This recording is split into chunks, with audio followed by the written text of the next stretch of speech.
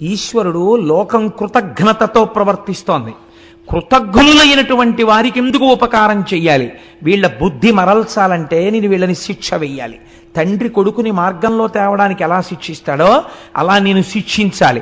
కాబట్టి మీరు వర్షించకండి అని ఆజ్ఞాపించాడు. నువ్వు తపస్సు చేశావు, నేను సంతోషించాను.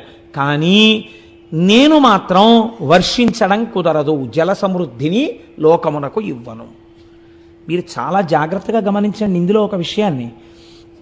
మనకి ఈశ్వరుడు ఇచ్చాడు కదా అని అనుభవించుకుంటూ వెళ్ళిపోతే, అందుకే సనాతన ధర్మమునందొక్కదాని యందు మాత్రమే అగ్నికార్యం ఉంది, ఇంకా మీకు ఎక్కడా లేదు. ఇది అగ్నికార్యంలో అగ్నిహోత్రుణ్ణి పిలిచి, హవ్యవాహనాన్ని పిలిచి, మీరు అనుభవిస్తున్నటువంటి భోగములన్నీ దేవతల యొక్క అనుగ్రహము చేత వస్తున్నాయి కాబట్టి ఆ దేవతలకి హవిస్సులు మీరు ఇవ్వాలి. ఆ హవిస్సుని దేవతలు అందుకుంటారు. అందుకుని వారు మీ పట్ల కృతజ్ఞులై, చూడండి తిన్న ఇంటికి వాసాలు లెక్కెట్టాడంటారు. మీరు హవిస్సు ఇవ్వడం అంటే వాళ్ళకి భోజనం పెట్టడం. వాళ్ళు భోజనం చేశారనుకోండి, వాళ్ళు మీ పట్ల సంతుష్టులు అవుతారు. వాళ్ళు మీకు అపకారం చేయరు, వాళ్ళు మీకు తిరిగి ఉపకారం చేస్తారు. ఎవరెవరు ఏం చెయ్యగలరో ఆ ఉపకారాన్ని వాళ్ళు చేస్తారు. పర్జన్యుడు వర్షాన్ని కురిపిస్తాడు, భూమి సస్యశ్యామలమవుతుంది. వాయుదేవుడు చక్కగా వీస్తాడు, ప్రభంజనుడు కాకుండా లోకమంతా సుభిక్షంగా ఉంటుంది. అందుకే అగ్నికార్యం చేయడం, యజ్ఞం చెయ్యడం, యాగం చెయ్యడం ఈ జాతికి మాత్రమే ఉన్న సొత్తు. అందుకే ఇది కర్మభూమి. తాను బ్రతకడం కాదు, 10 మందిని బ్రతకడం నేర్పించినటువంటి భూమి ఈ భూమి. ఎప్పుడు యాగాలు యజ్ఞాలు మానేశారో అప్పుడే దేశానికి క్షామం బయలుదేరింది. అందుకే మనం చూడండి రేపు ఏం చేస్తున్నాం, 3 క్రతువులు చేస్తున్నాం. ఒకటి సుబ్రహ్మణ్యుడికి పాలాభిషేకం. మీరు వింటారు, మళ్ళీ ఇప్పుడు నేను చరిత్రచరణం అవుతుంది. ఆ కావిడి ఎత్తితే చాలంతే 12 తరాల తర్వాత ఎప్పుడో వంశం పెరగకుండా రావలసినటువంటి ప్రమాదాన్ని ఇప్పుడు తీసేస్తాడు ఆ కావిడిని ఎత్తిన వాడికి సుబ్రహ్మణ్యుడు. ఆ పాలు అభిషేకం చేస్తారు, మూర్తి చల్లబడుతుంది. మూర్తి చల్లబడగానే ఎంతమంది ఆ అభిషేకాన్ని చూస్తూ శబ్దం వింటారో అభిషేక మంత్రాలని, వాళ్ళందరి కోరికలు సిద్ధిస్తాయి. దేవతల్ని పిలిచి హవిస్సిస్తారు, అగ్నిహోత్రంలో హోమం చేస్తారు. ఆ రోజున చేసినప్పుడు ఆయన ఈ గోత్రనామాలతో హవిస్సు పుచ్చుకుంటాడు. పుచ్చుకున్న తర్వాత వీళ్ళందరికీ ఆయన యోగక్షేమాలు చూస్తాడు. సాయంకాలం కళ్యాణం జరుగుతుంది. ఇందులో అందరూ పాల్గొనలేకపోయారు, మరి వాళ్ళ పరిస్థితి ఏమిటి? అందుకే సాయంత్రం కళ్యాణం చేసి అందరూ చూస్తుండగా కళ్యాణం చేసి కళ్యాణపు అక్షతలు అందరి మీద వేస్తారు. కాబట్టి ఇంతమందిని కూర్చోబెట్టడం కష్టం కాబట్టి కొంతమందిని కూర్చోబెడతారు, కానీ ఫలితం మాత్రం అందరికీ వచ్చేటట్టు ప్రయత్నం చేస్తారు. కానీ ఖచ్చితంగా అందు పాల్గొంటున్న వాళ్ళ యొక్క యశము ద్విగుణీకృతముగా ఉంటుందన్నది మాత్రం శాస్త్రవాక్కు. అందులో ఏమీ సందేహం లేదు. నేను నిస్సందేహంగా చెప్తున్నాను, 200 మంది భాగ్యవంతులే. ఏదో సుబ్రహ్మణ్యానుగ్రహం లేకుండా అంత క్రతువులో పాల్గొనడం కుదరదు. కాబట్టి చూడండి, ఇప్పుడు ఆయన నేను వర్షమును కురిపించలేను, కానీ నీకొక్క ఉపకారం చేస్తాను. ఏమిటో తెలుసా? ఎవడి భయం వల్ల ఈ వాయువు వీస్తోందో, ఎవడి భయం వల్ల ఈ సముద్రుడు దాటి భూమి మీదకి రాడో, ఎవరి భయం వల్ల అగ్నిహోత్రం ఉపకారం చేసి వంట చేస్తోందో, వాడి భయం వల్లే నేను కూడా నీటిని తేలేను. కానీ నువ్వు ఇంత తపస్సు చేశావు, నువ్వు నన్ను అడిగావు నీరు కావాలి అని. లోకమునకంతటికీ నీరు నేను ఇవ్వలేను, అలా ఇస్తే ఈశ్వర శాసనోల్లంఘనం జరుగుతుంది. నీకిస్తాను నీరు. ఎలా ఇస్తానో తెలుసా? నీకొకలా ఇస్తాను. కావున నేను వృష్టికెటు గర్తను కాగల, ఒక్క గర్తమున్ నీవిక త్రవ్వికొన్న అచట నీరము నించెద, జానుదగ్నమచ్చో వివిధౌషధీతతి బ్రను ఫల ద్రుమ కరంబదమున్ ముదంబు ఆవహిలంగ కూర్చికొనుము అరకయుండు జలంబులెప్పుడు. నా మీద పెట్టకు నీళ్లు తెమ్మని, నువ్వు ఒక చిన్న గుండంతవు, నేనేం చేస్తానో తెలుసా? అందులో నీళ్లు పోస్తాను. అప్పుడు నన్ను పరమశివుడు అడగలేడు, ఎందుకు ఇచ్చావు నీళ్లు, నేను వద్దంటే అనలేడు. గౌతముడు మహానుభావుడు, తెల్లవారి నీలింగార్చనే చేస్తున్నాడు. కాబట్టి ఆయన అంత తపస్సు చేశాడు. ఆయనకి మాత్రం ఒక కుండంలో నీళ్లు పోశారని చెప్తాను. నువ్వు ఎంత కుండం తీయగలవో అంత కుండం తీ, నేను అందులోకి నీరు పోస్తాను. ఒక్క వరం ఇస్తాను, ఏమిటో తెలుసా? కుండం ఆరదు, అందులో ఎప్పుడు నీళ్లుంటాయి. ఇప్పుడు నువ్వేం చేస్తావో తెలుసా? నా మీద పెట్టకు, లోకాన్ని బతికిస్తానంటున్నావు కదా, నువ్వు మీ ఆవిడ కలిసి ఈ నీళ్ళన్నీ పట్టుకెళ్ళి ఎన్ని ఎకరాలకు పోయగలరో అన్నింటికి పోసుకోండి, ఎన్ని పంటలు పండించుకోగలరో పండించుకోండి.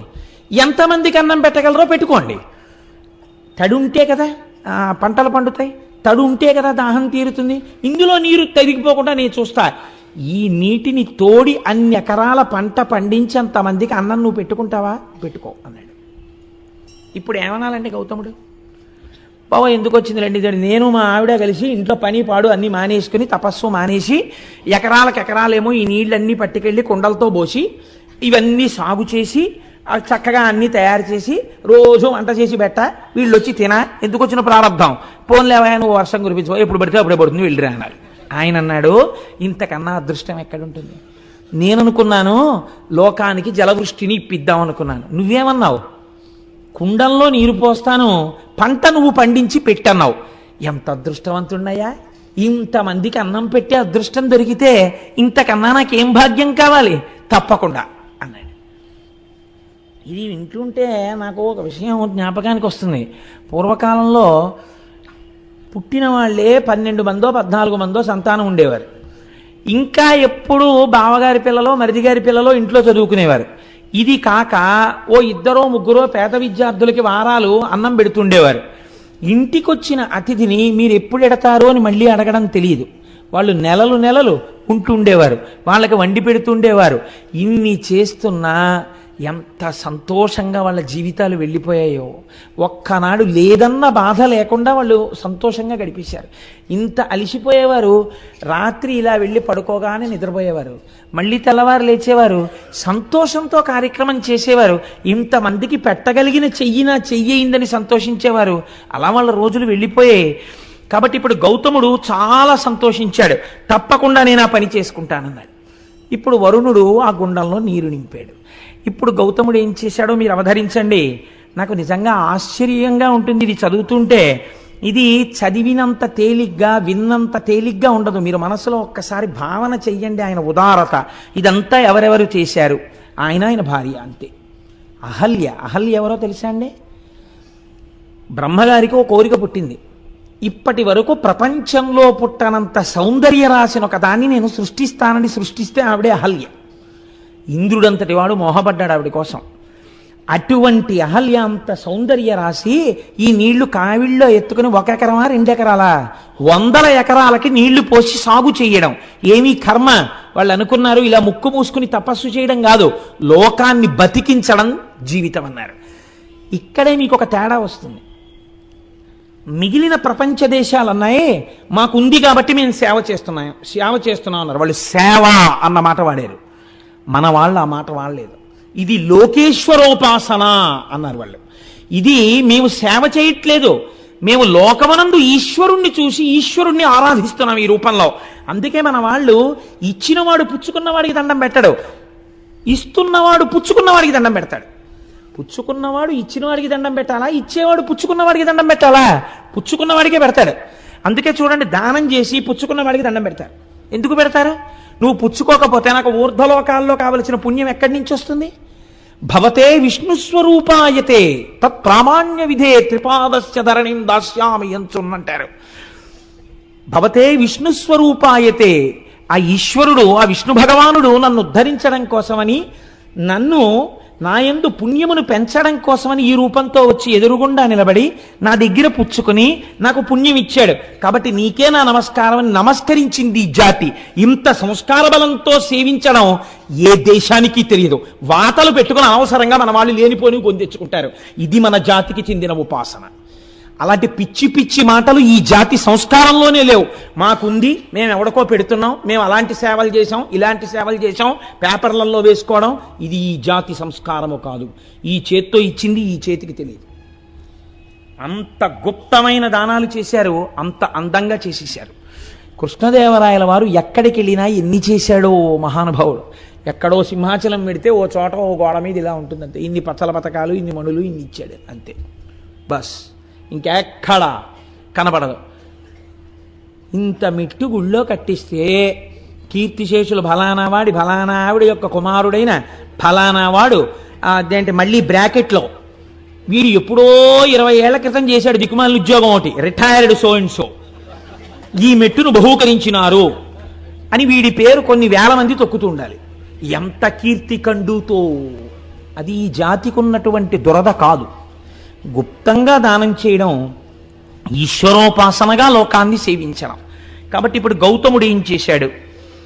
అనిరళఘన సుగంధాఢ్యమరవి అరంద విష్యంద సుందర కుసుమ కుంద కుటజ మందార మాధవి మాలతి వకుళ చంపక కరవీర కేతకుల తతుల పరిపక్వ ఫల రాజి భాసుర సహకార దాడిమ ద్రాక్ష బదురుల పంక్తి ఫనస ఖర్జూర శ్రీఫల జంబు జంబీర లికుచ బీజాపూర నికురములను మిండుగా బండి చెన్నార మీరు వ్రీహి యవతి లాఢక చనక్రపి యంగుమాష రాజమాష మసుర ముద్గ రాజియాన నాళ గోధూమ తితతి ఘనముదనరే దోస వంగ అరటి దొండ కాకర పొట్ల సొర బీర చిక్కుడు ఉసిరిక వెలగ కరివేప ఆవయు మరిచ మార్ధ్రకమును బెండ గుమ్మడియును పెండలము కంద చేమయు చిలకండ నామాత్రము కామ్రమములు నారింజక జీరము చిర్రి పొన్నగంటియు బుద్ధి పులిచింత తింత్రిని గోగు జీవంతియు రేగు మునగ ములక మిరపకయు జుశ్రకాకినులు బత్సలియును చెమ్మయున్ బడమ మయును నాగ వల్లి లతలను క్రమములుగా వంగతతులు నారికడము లేలలు బలు తీరులలరే. ఎన్ని పండించాడో చూడండి. ఆయన పెద్ద తోటలేశాట, ఎన్ని వందల ఎకరాలు వేశాడో. ఆయన భార్య కలిసి నీళ్లు పట్టుకెళ్ళి సేద్యం చేసి ఇవన్నీ పండించారు. ఎంత లిస్ట్ ఇచ్చాడో మహానుభావుడు. పువ్వులు కూడా పెంచారు వాళ్ళు. అయ్యయ్యో, ఐదోతనానికి చిహ్నం కదా, పువ్వులు ముడుచుకోవాలి, ఇంటికి వచ్చినటువంటి ఆడబడుచుకి పువ్వులు ఇవ్వాలి, అందుకని పువ్వులు ఉండాలి, పూజ చేసుకుంటే పువ్వులు ఉండాలి. అందుకని మందార మాధవి మాలతి వకుళ చంపక కరవీర కేత కుల తతుల పరిపక్వ ఫలరాజి భాసుర సహకార దాడిమ ద్రాక్ష బదరుల పంక్తి పనస ఖర్జూర శ్రీఫల జంబు జంబీర. ఇన్ని పళ్ళు, ఇన్ని పువ్వులు, ఇవి చాలవన్నట్టు భోజనం కోసం వచ్చినటువంటి వాళ్ళకి అసలే క్షామం కదండి. ఏదో ఓ పప్పు, ఓ కూర, ఓ పచ్చడి, ఓ పులుసుతో సరిపెట్టుకోండి అనకుండా దోస వంగ అరటి దొండ కాకర పొట్ల సొర బీర చిక్కుడు ఉసిరిక వెలగ కరివేప ఆవయు మరిచ మార్ద్రకమును బెండ గుమ్మడియును పెండలంబు కంద చేమయు చిలకడము నామ్రతకామ్రమములు నారింజ జీరకము చిర్రి పొన్నగంటియు బొద్ది పులిచింత తింత్రిని గోగు జీవంతియు రేగు మునగ ములక మిరపయు. ఓరి నాయనో, ఇన్ని పంటలు పండించాడు ఆయన. ఇన్ని పంటలు పండించి అదో పెద్ద రైతు బజారు, అదో పెద్ద పుష్పవాటిక. ఇవన్నీ ఏం చేసేవాడు అంటే తెల్లవారేటప్పటికి కుండల్లో పోసి ఈ వరుణగుండంలోంచి నీళ్లు తీసుకొచ్చి బోలెడంతంత అన్నరాసులు వండేవారు ఇద్దరూ కలిసి. ఎన్ని కూరలో వండేవారు. ఇప్పుడు ఏమైంది? అందరికీ తెలిసింది. అక్కడ వరుణగుండం ఉందిట, అందులో నీళ్ళెట్టుకెళ్ళి వండుకోండమ్మా అనర్ట. ఏం చేస్తారో తెలుసా? అహల్య గౌతముడు పొయ్యూది వండుతారట. ఆయన తపస్సు అటువంటిది. అగ్నిహోత్రుడు అలా పనిచేశాడు ఆయన దగ్గర. హాయిగా వండుతారట. మీరు సంధ్యావందనం చేసుకుని పూజ చేసుకుని రండి, భోజనాలు వడ్డించేస్తామంటారట. మధ్యాహ్నం మనం వెళ్ళేటప్పటికి ఎన్ని వేల మందికైనా వడ్డన చేసేస్తారట. కాబట్టి ఇప్పుడు ఏమైంది? రాను రాను రాను రాను రాను రాను ఆ ఆశ్రమానికి క్షామంలో అసలు దొరకడమే కష్టం. అంటే ఉచిత భోజన పథకం ఏమీ బాధ లేదు, దానికేం కార్డు ఉండక్కర్లేదు, అక్కడికి వెళ్ళిపోతే చాలు పెట్టేస్తారు. కాబట్టి ఇప్పుడు వీళ్ళందరూ ఏం చేశారు అంటే వీళ్ళందరూ గౌతమ మహర్షి ఆశ్రమానికి వెళ్ళి చక్కగా ఆ పెట్టినటువంటి పదార్థాలన్నింటినీ తినడం ప్రారంభం చేశారు. పోనీ అక్కడతో వాళ్ళు తృప్తి పడి తిని వెళ్ళిపోతున్నారని మీరు అనుకుంటున్నారా? అంటే స్వార్థ చింతన అన్నది లోకంలో ఎలా ఉంటుందో చూడండి. ఇందులో మళ్ళీ గౌతమ మహర్షి పెడితే తినేవాళ్ళే ఇందరూ. ఒక్కడికి ఇందులో ఏం గొప్పతనంతో తను సొంతంగా ఆ సోలడ అన్నం వండగలిగినటువంటి వాడు లేడు, చుక్క నీళ్లు తాగలిగిన వాడు లేడు. కానీ ఈ కీర్తిలో వాటాలు కావాలి. అందుకని ఎవరనుకుంటున్నారా? గౌతముడు మా మేనమామకి వేలు విడిచిన బావమరిది తోడలుడండి. ఎంత అందంగా దెప్పి పొడిచారో తెలుసా అండి లోకం తీరుని. తన తాతకు తమ్ముని కొమరుడు ఒకడు వచ్చి అన్నట్ట, నా తాతకి తమ్ముని కొమరుడు అండి గౌతముడు. సంబంధం కలుపుకున్నాడు ఆయన. తన తాతకు తమ్ముని కొమరుని కొడుకంచు ఒక్కండు కూడవచ్చే తన తండ్రి అల్లుని చెల్లిటికి మేటి మరదియం చొక్కండు తరలివచ్చే తన మేనమామ వదిన ఎల్లుని బావగారని యొక్కండు కలియవచ్చ తన తోడియల్లుని తండ్రికి మేనయల్లుడంచును ఒక్కడు అరసి డాసే ఇట్లు చుట్టరింకంబుల ఎరుగ చెప్పికొనుచు గుంపులై మునికులజులు ఆండ్రు బిడ్డలతో గౌతమాశ్రమంబు వెదుకుకొనుచు వచ్చిరంతయు విందుమీర. రకరకాల సంబంధాలు పెట్టుకున్నారు ఆయనతో. ఏమిటా అనుబంధం? గౌతమ మహర్షికి కూడా తెలియదేమో ఇంతమంది చుట్టాలు ఉన్నారని. వీళ్ళు ఎప్పుడన్నా కనపడ్డారా గౌతమ మహర్షికి? ఎప్పుడూ కనపడలేదు. ఎప్పుడు వచ్చారు వీళ్ళందరూ? ఇప్పుడు క్షామం కదా లోకంలో. అందుకని ఎంతంత దూరపు చుట్టరికాలని ఎంతంత దగ్గరగా చెప్పారో చూడండి. చెప్పి వీళ్ళందరూ దగ్గర చేరారు. వయసి గతే కక్కామ వికార శుష్కే నీరే కక్కాసార క్షీణే విత్తే కప్పరివారో జ్ఞాతే తత్వే కస్సంసార అంటారు శంకరాచార్యుల వారు. ఇప్పుడు వీళ్ళందరూ చేస్తున్నదేమి? నా భాషలో చెప్పాలంటే పడి తింటున్నారు కదండి. మనకు మాట ఉంది శాస్త్రంలో, అలా పడి తింటున్నారు ఏమిటండి అంటారు. తగినంత ప్రయోజనము లేకుండా పెడుతున్నారు కదా అని తినేసేటటువంటి వాళ్ళు ఉన్న కొంప వృద్ధిలోకి రాదు కదండి. అంటే పడి తింటున్నారు. పూర్వం అలా తినేవారు కాదు, ప్రయోజనము కొరకు తినేవారు. కాబట్టి అలా అనవసరంగా గుక్కెడు నీళ్లు వేరొక ఇంట తాగేవారు కాదు. ఆ ఇల్లు వృద్ధిలోకి రాదు. దొంగలు వచ్చిన ఇల్లు ఎలా పాడవుతుందో అర్థం లేకుండా చుట్టాల దాడి జరిగిన ఇల్లు కూడా అలాగే పాడవుతుంది. అందుకని అన్ని వేళలా అందరినీ అలా కూర్చోబెట్టుకోవడం కూడా దోషమే నన్ను అడిగితే. కాబట్టి ఏమైంది? ఇంతమంది వచ్చి చేరారు గౌతముడి దగ్గరికి. వచ్చి చేరి చక్కగా తింటున్నారు. హాయిగా ఏముందండి, చక్క పువ్వులన్నీ తీసుకొచ్చి ఇస్తున్నారు ప్రతి ఇంటికి. చక్క పూలతో పూజ చేశారో ఏడ్చారో భగవంతుడికి తెలియాలి. పూజ చేస్తే అటువంటి దుర్మార్గపు ఆలోచనలు ఎందుకు వస్తాయి వాళ్ళకి?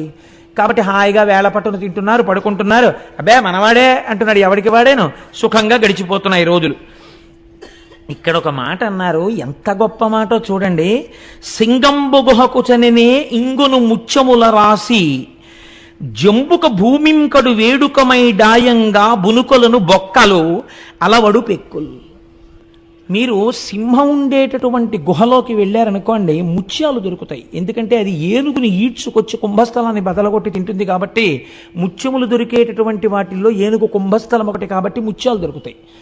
నక్క ఉన్న గుహలోకి వెళ్ళారనుకోండి, అక్కడికి వెళ్ళినప్పుడు దొరికేవి ఎముకలు బొక్కలు, అంటే ఎముకలు మొబికలు దొరుకుతాయి అక్కడ. అదేం తింటుంది? ఏదైనా క్రూరమైన జంతువు వేటాడి వదిలేసిన శేషాన్ని ఈడ్చుకొచ్చి తింటుంది. ఎక్కడికి వెడితే ఏం దొరుకుతాయో అక్కడికి వెళ్ళినప్పుడు అవి దొరకడం ఆ యొక్క ప్రాంత లక్షణం. గౌతముడి దగ్గరికి వెళ్ళినటువంటి వాడికి అటువంటివే దొరికాయి. అయితే మీరు ఒక్కటి ఆలోచించండి. ఇప్పుడు గౌతముడి దగ్గర చేరిన వాళ్ళల్లో రెండు వర్గాలు ఉన్నాయి. ఒకళ్ళు ఈ బంధుత్వం కలుపుకొని వచ్చిన వాళ్ళందరూ అన్నం కోసం వచ్చారు. వాళ్ళకి గౌతముడి తపస్సు కానీ, గౌతముడి మీద భక్తి కానీ, గౌతముడి దగ్గర ఏదో తెలుసుకోవాలన్న కుతూహలం కానీ లేవు. శిష్యులు ఉన్నారు కొంతమంది మొట్టమొదటి నుంచి. వాళ్ళు దేనికి ఉన్నారు? వాళ్ళు గౌతముడి దగ్గర శాస్త్రం నేర్చుకోవడానికి, భగవంతుడి గురించి తెలుసుకోవడానికి ఉన్నారు. ఇప్పుడు పొడమి విజితేంద్రియుడు, దయాళుడును, మదములేనివాడు, ఉపకారి, ఈ నలుగురు స్తంభముల ఎట్ల దాల్తురు సతత మోపి ఈ జగంబు సంధియమింతలేదు అన్నారు. ఈ జగత్తనబడేటటువంటి భవనము 4 స్తంభాల మీద నిలబడి ఉంది. ఈ నలుగురు ఎవరో తెలుసా? పుడమి విజితేంద్రియుండు. ఇంద్రియములను గెలిచినటువంటి మహాపురుషుడు ఎక్కడో ఒక్కడుంటాడు, ఒక చంద్రశేఖర పరమాచార్య స్వామి వంటి వారు. అటువంటి మహాపురుషుడి యొక్క పేరు స్మరింపబడినంత కాలం కూడా స్తంభంగా ఈ భూమిని కాపాడుతుంది. 2, దయాళుడును, అపారమైనటువంటి భూతదయ కలిగినటువంటి వాడు, అన్ని ప్రాణుల యందు ఈశ్వరుణ్ణి చూడగలిగినటువంటి వాడు. ఆయన ఒక స్తంభం ఈ భూమిని నిలబెట్టడానికి. మదము లేనివాడు, అహంకారం లేనివాడు, ఉపకారి, వేరొకటికి ఉపకారం చేసేవాడు.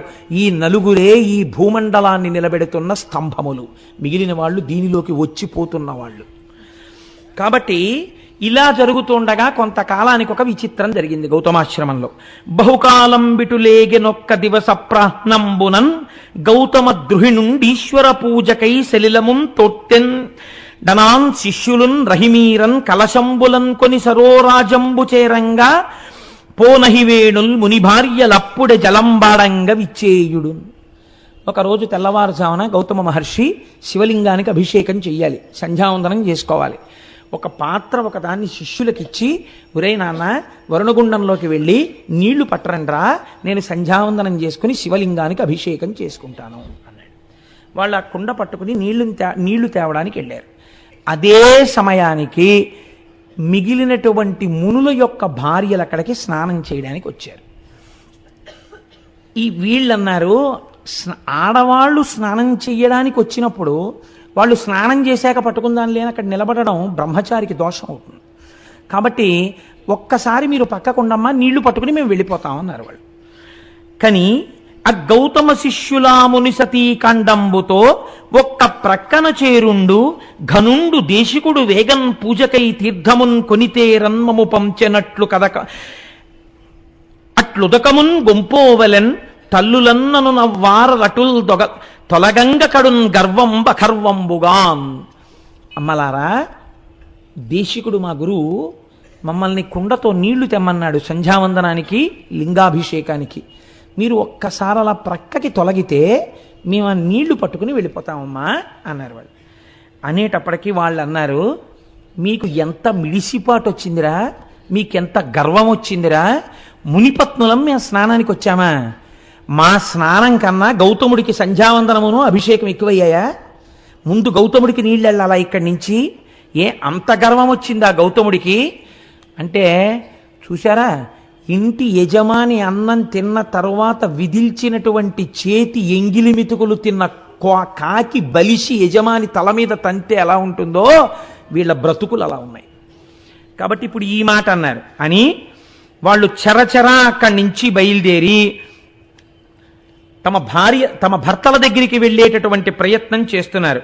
చనుండు మీరలిక సత్వరమేమిటి దీర్ఘమాడి నీళ్లను కొనిపోవగావలే జలం వనరింపకొడల్పలు ఇరుమీ ఘనత నిరుంగకిట్లు పలుకం దొరకంటి రణంగ వారలం తనిచని ఆశ్రమమునకుంత గురురజ్ఞికి చెప్పెనాపయున్. ఇంతంత అహంకారం ఏమిట్రా మీకు? మేమిక్కడ స్నానం చెయ్యాలి, అభిషేకమా సంధ్యావందనమా? అంత గొప్పవాడైపోయాడు గౌతముడు, పొండవతలకన్నాడు. వాళ్ళు చిన్నబుచ్చుకుని నీళ్ల కుండని నీటితో తేకుండా ఖాళీ కుండతో తిరిగి వచ్చారు. గురువుగారి దగ్గరికి వెళ్ళి ఈ మాట చెప్తే, గురువుగారు చూశారా వీళ్ళని చేరదీసినందుకు ఎలా ప్రవర్తిస్తున్నారో అని గురువు పొద్దున్నే నొచ్చుకున్నా దానికి మేము కారణం అవుతాం. గురువుగారి దగ్గరికి వెళ్ళి అబద్ధం చెప్పినా దోషం వస్తుంది. అలాగని గురువుగారికి ఏమీ చెప్పకుండా కూర్చుంటే సంధ్యావందనానికి వేళ మీరిపోతుంది. కాబట్టి ఇప్పుడు ఎలా మనం ధర్మ సంకటంలో పడ్డాం అనుకున్నారా బ్రహ్మచారులు అని వాళ్ళు ఏం చెయ్యాలో అర్థం కాక, బిడ్డడు నాన్నగారి దగ్గర ఏదైనా చెప్పడానికి ఇబ్బంది పడినప్పుడు అమ్మ దగ్గరికి స్వతంత్రంగా వెళ్ళినట్టు గురుపత్ని అయిన అహల్య దగ్గరికి వెళ్ళారు. అమ్మ, గురువుగారు నీళ్లు తెమ్మన్నారమ్మా, మేము అక్కడికి వెడితే వాళ్ళు స్నానాలు చేస్తామంటున్నారు, మేము అక్కడ ఎలా నిలబడతామమ్మా? వాళ్ళు మునిపత్నులు, వాళ్ళు స్నానం చేస్తుంటే అయ్యే వరకు మేము అక్కడ నిలబడితే అది చాలా అసహ్యంగా ఉంటుంది, మేము బ్రహ్మచారులు అలా నిలబడకూడదు. వాళ్ళు ఒక్క కుండలు నీళ్లు పట్టుకుని మేము వెళ్ళిపోతామంటే అనరాని మాటలని మమ్మల్ని పంపించేశారమ్మా. ఇప్పుడు గురువుగారి దగ్గరికి ఖాళీ కుండతో ఎలా వెళ్ళడము అని బెంగ పెట్టుకున్నామమ్మా అని చెప్పారు వాళ్ళు. వాళ్ళు ఎంత ధార్మికమైన నడువడితో ఉన్న బ్రహ్మచారులో చూడండి. అందుకే నేనన్నా అక్కడ రెండు వర్గముల మనుషులు ఉన్నారు అని. ఇప్పుడు ఆవిడేం చేసింది? అహల్య. ఇప్పుడు ఇంతమందికి ఇంత నోరుంటే ఆవిడకు ఉండక్కర్లేదు ఏంటండి? ఆవిడ కూడా వెళ్ళి, మీ ఆయన తీసుకొచ్చాడా ఈ గుండం, మీ ఆయన తీసుకొచ్చాడా ఈ నీళ్లు, కష్టపడింది ఆయన, తెల్లారు లేస్తే ఆయన మోచేతి నీళ్లు తాగుతున్నారు మీరు మీ భర్తలను, ఆయన అభిషేకానికి నీళ్లు పట్టుకెళ్ళొద్దనడానికి మీనెవరు అని వీధి కొళాయి దగ్గర జట్టీలాడుకున్నట్టు దెబ్బలాడుకోవచ్చు. అలా దెబ్బలాడితే ఆవిడ మహాపతివ్రత అహల్య ఎందుకు అవుతుందండి? కావలసింది ఇప్పుడు ఏమిటి? వాదులాడ్డం కాదు, అవతల వాళ్ళ తప్పించడం అంతకన్నా కాదు. వాళ్ళు మునిపత్నులు, లక్ష్మీ స్వరూపాలు. ముందు భార్యగా తన ధర్మమేమి వేళ మీరిపోకుండా భర్త సంధ్యావందనం చేసుకోవడానికి నీళ్ళు ఇచ్చేయాలి, అది భార్యాధర్మం. కాబట్టి ఇప్పుడు ఆవిడేం చేసింది? కడవన కొండు గైకొని తగన్ సరసీస్థలి చేరి నీరమున్ వడిగుని తెచ్చి ఇచ్చి తన భర్తకు దల్మిని దేవ పూజనా తడుపొనరించే అమ్మునుల దారలహల్య మదంబుతోడ ఈ ఎడమము బల్కరించకయే ఏగెను చుల్కన చేసి తానటుల్. అహల్య వేళ మీరిపోయిందనుకోండి, ప్రాయశ్చిత్తార్ఘ్యపూర్వక సంధ్యావందనం గరిష్యే నీళ్లు ముట్టుకుని 4 మాటలు అర్ఘ్యం ఇవ్వాల్సి ఉంటుంది గౌతముడు. ఆ పని ఆయనతో చేయించడమే ఎంత తప్పు. అందుకని ఆవిడ ఎవ్వరితో మాట్లాడకుండా ముందు భర్తకి నీళ్ళు ఇచ్చేయాలి. గబగబా వెళ్ళి వాళ్ళెవ్వరినీ పలకరించకుండా ఇప్పుడు పలకరిస్తే వాదు జరుగుతుంది. వాదు జరిగితే భర్తకు ధర్మలోపం వస్తుంది. నేను ముందు గబగబా కడవతో నీళ్లు ముంచుకుని ఆవిడ వెళ్ళిపోయింది. ఆవిడ ఏమీ అనలేదు ఎవ్వరిని, ప్రసన్నమూర్తి అయి వెళ్ళిపోయింది. వెంటనే వాళ్ళన్నారు, చూశావా చుల్కన చేసి మమ్ములన్ అంటే మాతో మాట్లాడదనమాట. ఇది ఎంత దారుణంగా ఉంటుందో చూడండి లోకం ప్రవృత్తి. అడగచ్చు కదా, ఆ పిల్లలకి నీళ్ళు ఇవ్వలేదు కదా అని మమ్మల్ని అడగచ్చు కదా అంటే మేము మాట్లాడడానికి కూడా తాగం. వాళ్ళేమో ముండండి మా గురువు గారికి పట్టుకెళ్తా ఉన్నారు. ఏమిటమ్మా ఏదో నీళ్ల కోసం ఇక్కడికి వచ్చాం కాబట్టి వీళ్ళు ఇలా మాట్లాడుతున్నారు అంతే లోకం అని దెప్పి పొడవడానికి ఇద్దరినీ తీసుకున్నారు అనుకూలంగా. ఈవిడ చూడండి, ఆయనేమో అందులో కూర్చుని ముందు నాకు నీళ్లు పట్టరారా అని ఆయన పంపించాడు. ఈవిడేమో వాళ్ళని వద్దన్నాం కాబట్టి ఈవిడ కొండట్టుకు వచ్చేసి ఈవిడ ముంచేసుకుని ఈవిడ వెళ్ళిపోతుంది. పోనీ కనీసం ఏమ్మా బాగున్నారా, స్నానాలు చేస్తున్నారా నువ్వు పలకరించవచ్చు కదా, వీళ్ళని నేను పలకరించేది ఏంటి అని ఈవిడ వెళ్ళిపోయింది. ఇంత చులకనమాట మనం అంటే. ఇప్పుడు ఇందులోంచి ఏం బయలుదేరింది? రాగాలు పెడబబ్బలు బయలుదేరి. ఎందుకు అంటే వాళ్ళకేం అవమానం జరిగిందండి అక్కడ? ఏమైనా అవమానం చేశారా? అవమానం జరగలేదు, అక్కసు బయలుదేరింది. అవతల ఉన్న వాళ్ళ నడువడిని గౌరవించలేని వాడు ఆయన యొక్క ధార్మిక జీవనాన్ని మెచ్చుకోలేడు. సరికదా, అక్కసు పెంచుకుంటాడు. కారణం ఏమిటి? నీ స్వభావం అటువంటిది, అందులోంచి వస్తోంది ఈ అక్కసు. నీ స్వభావాన్ని దిద్దుకోవాలి. కాబట్టి ఇప్పుడు వాళ్ళు ఏం చేశారు? గబగబా వెళ్ళి పోవునుగాక ఈ పొగరు పోడిమియూడగ చెయ్యకుందుమే దేవికి ఇంత ఎల్లిదమే దేబెలమా మగలంత ఇంతతో పో విడువారమే ఎనుచు పోయి స్వభర్తల సన్నిధానమందా విధమెల్ల మార్చి కడు అల్కజి నింపగ చిప్పిరేడ్చుచున్. వాళ్ళందరూ ఏం చేశారంటే ఎంత గొప్ప మాట వేశారో చూడండి ఈ రచన యందు. మా మొగుళ్ళు దేబిరి కొట్టు వాళ్ళ అన్నారు వాళ్ళు. అంటే దేబిరి కొట్టు వాళ్ళ అంటే వాళ్ళకేమీ లేక ఒకళ్ళు పెడుతుంటే అంగలారుస్తూ తినేవాళ్ళు అనుకుంటున్నారా? ఈ మాట వెళ్ళి మొగుడిని అడిగారు. అంటే వాళ్ళకి నిజంగా వాళ్ళు ఇప్పుడు ఆ స్థితిలోనే ఉన్నారు. కానీ అలా భార్య అడిగేటప్పటికీ కొంచెం కష్టం వచ్చింది. పైగా సామూహిక రోదన కార్యక్రమము అని ఒకటి సిద్ధం చేశారు. అందరూ కలిసి ఏడిచారు. ఏడుస్తూ వెళ్ళి చూడండి మా బతుకు ఎంత చులకనైపోయిందో. మీకు స్నానం ఏమిటి, ముందు దేశికుడికి తీసుకెళ్లాలని చెప్పి బ్రహ్మచారులు వచ్చారు. మేము స్నానం చేస్తుంటే ఓ పక్క నుంచి ఇంకింతకన్నా నగుబాటు ఉంటుందా? పైగా ఇదేమిటయ్యా స్నానం చేస్తున్నాం తర్వాత రండి అంటే మేమేమిటో తప్పు చేసినట్టు ఆహల్య ఇలా ఇలా ఊపుకుంటూ వచ్చి కొండతో నీళ్ళట్టుకుపోయింది. కనీసం ఏమమ్మా అని కూడా మమ్మల్ని పలకరించలేదు. అంటే మా బతుకింత చులకనైపోయింది. వాళ్ళకి ఎందుకు అనుకుంటున్నారు? దేబిరి మొగుళ్ళు మా మొగుళ్ళని వాళ్ళు అనుకుంటున్నారు. అంటే వీళ్ళకేమైంది? అదేమిటి అనలేదు. ఏడుస్తూ వీళ్ళు ఇలా మాట్లాడేటప్పటికి వీళ్ళకి అలకొచ్చింది. మహాకోపం వచ్చేసి వెంటనే వీళ్ళు గణపతి హోమం మొదలెట్టారు. ఎంత చిత్రమో చూడండి లోకంలో. పోనీ వీళ్ళకైనా బుద్ధి ఉండాలి కదా. చెప్పుడు మాటలు విని వెంటనే ఆ చర్య తీసుకునే వాళ్ళ జీవితాలు ఇలాగే ఉంటాయి. ఎంత మునులైతే ఎవరికి కావాలండి? కాబట్టి వాళ్ళు ఏం చేశారు? అంతమునుల్ గడున్ముదులనగ్రహముంది కడింది నిష్టతో దంతిముఖున్ విధానమున తద్దయు గొల్వ అతండు వచ్చి మీ చింతల తీర్తు అంచితము చెప్పుడనంగా మునుల్ ముదంబుతో అంతము మీరనివ్వనికి బాపుడు గౌతమునన్ననాతడు. వాళ్ళు దంతి మఖము అనబడేటటువంటి మఖం ఒకటి చేశారు. అంటే విఘ్నేశ్వరుణ్ణి ఉద్దేశించి వీళ్ళు చేసినటువంటి మఖమునకు తృప్తి పొందినటువంటి గణపతి యజ్ఞగుండంలోంచి ఆవిర్భవించారు.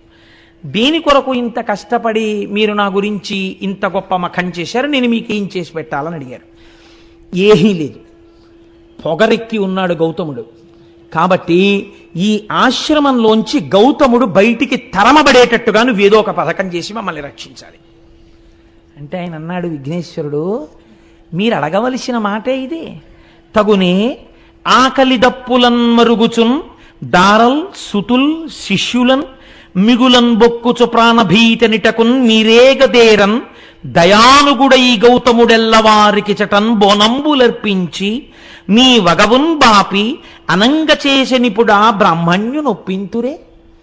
ఒకనాడు మీకు తాగడానికి నీళ్లు లేక తినడానికి అన్నం లేకపోతే మీ భార్యలతో మీ బిడ్డలతో మీ శిష్యులతో ఇక్కడికి వస్తే అయ్యో ఇంత కష్టపడుతున్నారా అని వాళ్ళిద్దరూ కలిసి పండించి వండి మీకు వడ్డించి అన్నం పెడుతుంటే ఆ గుండంలో నీళ్లు ఆయన పేరు మీద తడారకుండా పుడుతుంటే ఆయన్ని ఈ ఆశ్రమం నుంచి తరిమి క్షామంలోకి తోసి మీరు సుఖాలు అనుభవిద్దాం అనుకుంటున్నారా? ఎంత కృతజ్ఞత ఇది! దానికి నా కోసం మఖం చేశారా? నేను అటువంటి పని మీకు చేసి పెట్టాలా? ఎలా అడిగారయ్యా ఇలాంటి కోరిక? ఇలాంటి కోరిక మీరు కోరచ్చా? ఉపకృతి సల్పిన వారలకు అపకృతి చేయంగదలచుటతి ఇండితము అట్లపశయమనక అనర్చిన నృపశువు నశించునెంత నేర్పరియేని. అపకారికి అపకారమే చెయ్యకూడదు, ఉపకారికి అపకారం చేస్తారా? నశించిపోతారా లోకంలో మీరు? మీకు ఎందుకు పుట్టిందిరా ఈ కోరిక? ఇంతమంది కలిసి చేశారే, మీలో ఒక్కడికైనా ఈ ఆలోచన రాలేదా? తప్పు, మనం ఇలా చేయకూడదు, ఇది కృతజ్ఞత అన్న ఆలోచన మీకు రాలేదా? మంచివాడు చెడ్డ మనిషి కాబోవడెప్పుడు, చెడుగు మంచి నెంచబోడు. కుక్క గోవు కాదు, గోవు కుక్కయు కాదు, జగమునందు బ్రహ్మశాసనం ఇది అన్నాడు. ఊరే లోకంలో లక్షణం ఏమిటో తెలుసా? మంచివాడు చెడ్డ మనిషి కాబోవడిప్పుడు. మంచివాడు ఎప్పటికీ చెడ్డవాడు కాలేడు. ఎందుకని?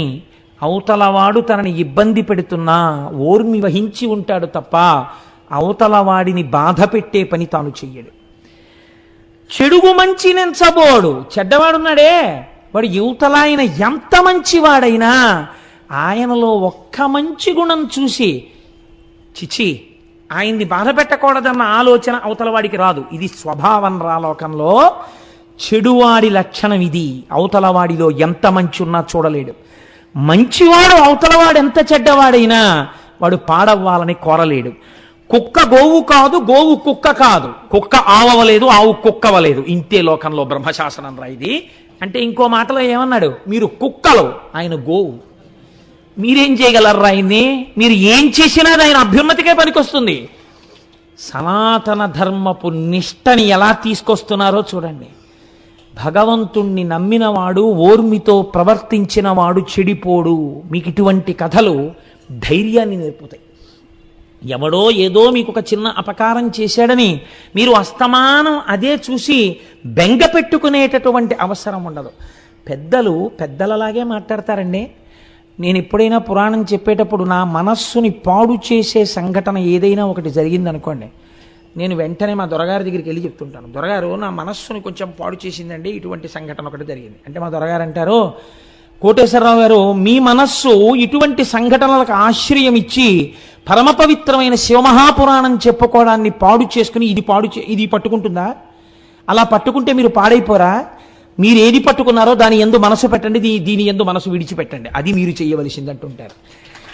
ఆనాడు మహానుభావుడు విఘ్నేశ్వరుడు చెప్పిన మాటలు మా దొరగారు చెప్తుంటారు ఒక్కొక్కసారి తెలియకుండానే. చూసారా? పెద్దలు పెద్దలే లోకంలో. కనుక చూడండి, ఈ మాట చెప్పి కుక్క గోవు కాదు, గోవు కుక్కయు కాదు, జగమునందు బ్రహ్మశాసనం ఇది. ఇది బ్రహ్మశాసనం రా. కుక్క ఆవదు, ఆవు కుక్కవదు అంటారు. అంటే వాళ్ళన్నారు, నీ దగ్గర నీతులు వినడానికి మేము ఈ మఖం చేయలేదు, నువ్వు మాకు ఏమైనా ప్రవచనం చేస్తావని మేము నిన్ను తెచ్చుకోలేదు. మాకు ఉన్న ఒకే ఒక కోరిక, గౌతముడు ఈ ఆశ్రమము నుంచి తరమబడాలి. అటువంటి కారణాన్ని నువ్వు సృష్టించాలి. నువ్వు అటువంటిది సృష్టిస్తే మేము చేసినటువంటి మఖమునకు నీవు ఫలితం ఇచ్చినట్టు, కాని నాడు నీవు కృతజ్ఞుడవైపోయినట్టు. అంటే ఆయన అన్నాడు, మీరు చేసిన మఖమునకు నేను ప్రీతి చెందాను, నేను తప్పకుండా మీ కోరిక తీరుస్తాను. కానీ ఇప్పుడే చెప్తున్నాను, చేసిన కృతజ్ఞపు పని వలన మీరు పాడైపోతారు. తన ఉపాసన యందు భంగం లేకుండా నడిచి వెళ్ళిపోయిన గౌతముడు సర్వోత్కృష్టమైన కీర్తిని పొందుతాడు. ఇది మీ మనస్సులో పెట్టుకోండి, నాకు అభ్యంతరం లేదు, మీ కోరిక తీరుస్తానన్నాడు. మిక్కిలి బక్కయా ఒకడు మేకొని వ్రీహివనంబు మేయుచున్ తొక్కుచునుండ గౌతముడు తొల్గగ చేయగా బూరిపోచపై నొక్కటి వేసే దానముద ఉర్వి సమాంతము కూలీల్గే హా ఎక్కడి దోషమందతి మహేశ్వర యంచు మునీంద్రుడేడ్చుచున్. ఒక వృద్ధ గో ఒకటి ఆయన కష్టపడి వేసినటువంటి ఆ పళ్ళు ఆకుకూరలు ఉన్న చోటికొచ్చి తినేస్తోంది. గణపతి ఆ వృద్ధ ఆవు రూపంలో వచ్చారు. గౌతముణ్ణి ఆశ్రమం నుంచి తరిమివేయబడేటట్టుగా చెయ్యాలి. ఇప్పుడు మునుల కోరిక తీర్చాలి.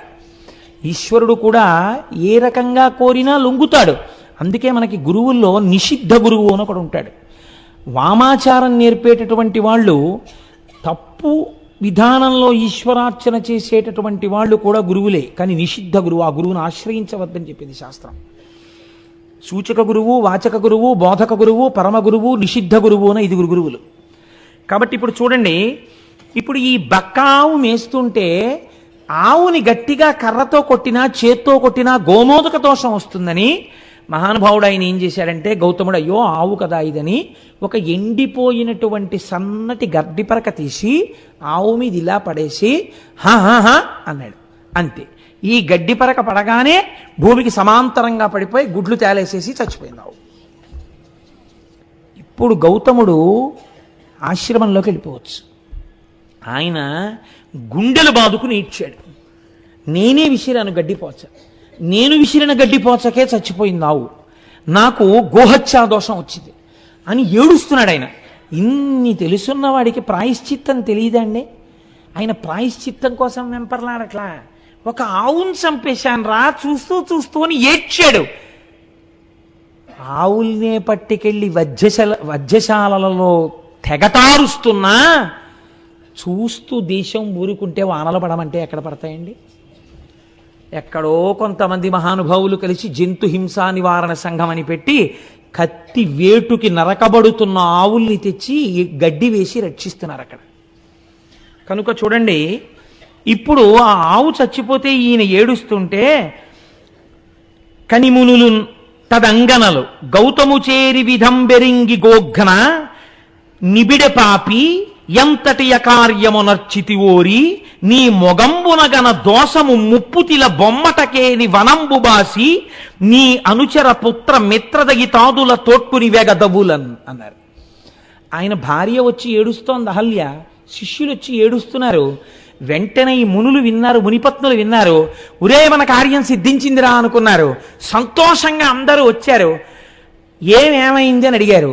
నేను గడ్డిపరక విషయానమ్మా, ఆవు చచ్చిపోయింది అన్నాడు ఆయన. ఛీ దుర్మార్గుడా, ఆవును చంపిన నీ మొహం చూస్తే మహాపాతకాలు వస్తాయిరా. నీ మొహం చూడకూడదు మేము ఇప్పుడు, నువ్వు ఇక్కడే కూర్చుంటామే, ఇంకా నీ మొహం మాకు చూపిద్దామన్నా? లే పోదలబో, నువ్వు నీ భార్యని నీ బిడ్డల్ని నీ శిష్యుల్ని తీసుకుని ఈ ఆశ్రమం వదిలి దూరంగా ఎక్కడికన్నా పో. ఆయన పెట్టిన కూడు తిని బలిసి ఎంతటి మాటలు అన్నారో చూడండి. అక్కడతో ఊరుకున్నారు అనుకుంటున్నారా? నీ విచట నుండమేమిందు నిలువరాదు, నువ్వుంటే లేవా అయితే మేము వెళ్ళిపోతాం, నువ్వుంటే మేము ఉండకూడదు, నువ్వు గోహత్య చేసిన వాడివి, దేవ ఋషి పితృ కార్యములు తీర్పరాదు. నీలాంటి గోహత్య చేసిన వాడు ఉన్న చోట దేవతలు ఆహారం తీసుకోరు, హవిస్సులు, పితృదేవతలు పుచ్చుకోరు, అగ్ని కార్యం పనికిరాదు, మాకు పాపం వస్తుంది. కాబట్టి హవ్య కవ్యంబులను గొనరగ్నిపితలు, హవ్య కవ్యములను పుచ్చుకోరు అగ్ని పితృదేవతలను. కాబట్టి సాగు సకుటుంబమెటకేని చక్కనిప్పుడు, వెంటనే నీ కుటుంబాన్ని తీసుకుని ఇక్కడి నుంచి పో ఎక్కడికైనా అన్నారు. అనేటప్పటికీ పాపం ఆయన చూసి దైవ పితృ మఖముల ఏవే విధమున సల్ప కూడా తెరుగుమిది మొదల్ నీ వనరించిన దురితం బే వడవున సడబడద ఎక్కుడు భరమవు. ఓ గౌతమ, వెళ్ళిపోదాం అనుకుంటున్నావేమో, వెళ్ళిపోవడం కాదు, ఇవాళ నుంచి నువ్వు అగ్నికార్యం చేయకూడదు, నువ్వు దేవతలను ఆరాధించకూడదు, నువ్వు పితృదేవతలకు ఏ విధమైనటువంటి పూజలు చెయ్యకూడదు. ఎందుకో తెలుసా? గోహత్య చేసిన నీలాంటి దుర్మార్గుడు పూజ చేస్తే భగవంతుడు నొచ్చుకుంటాడు రా. భగవంతుడు నొచ్చుకుంటే భూమికి భారం ఎక్కువైపోతుంది నువ్వు చేసే పాపపు పనుల వల్ల.